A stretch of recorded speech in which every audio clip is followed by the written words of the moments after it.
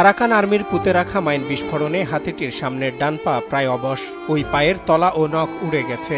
বাকি 3টি পায়ে খুঁড়িয়ে খুঁড়িয়ে হাঁটতে হচ্ছে হাতিটিকে। পায়ের যন্ত্রণা নিয়ে খাবার সংগ্রহ করতে গিয়ে হাঁপিয়ে উঠছে আহত হাতিটি। আঘাতপ্রাপ্ত দাঁতবিহীন এই নারী হাতিটির অতিরিক্ত রক্তক্ষরণ হওয়ায় শরীর জীর্ণশীর্ণ দেখা যাচ্ছে। মাঝে মাঝে ক্ষুধায় লোকালয়ে বাগানে হানা দিলে এতে আতঙ্ক ছড়িয়ে পড়ছে স্থানীয়দের মাঝে।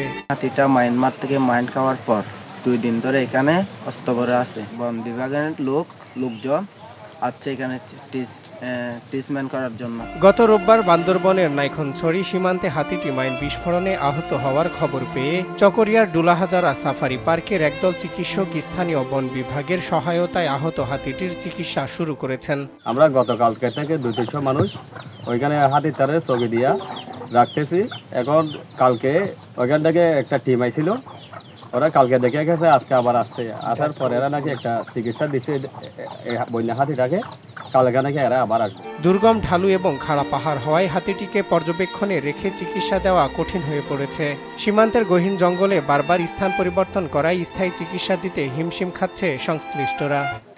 44 আর 45-এর মাঝখানে একটা মাইন বিস্ফোরিত একটা হাতি, এটা আজকে 2 দিন ধরেই আমাদের বাংলাদেশের ভিতরে হামিদিয়াপাড়া লাশ মাথা অবস্থান নিতেছে।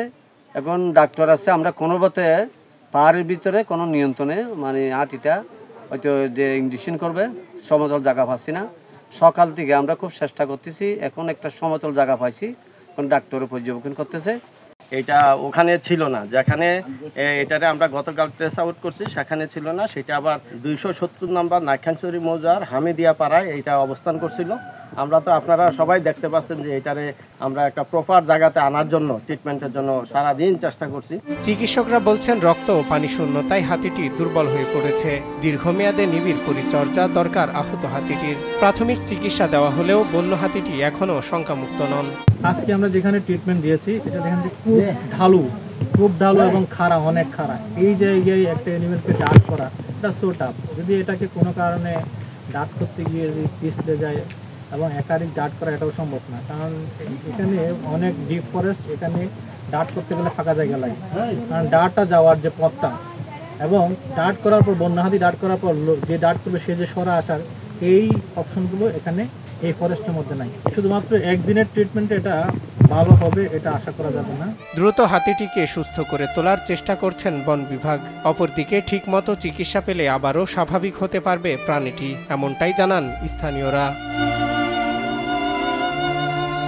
সজল বিশ্বাস, নিউজ ডেস্ক, দেশ টিভি।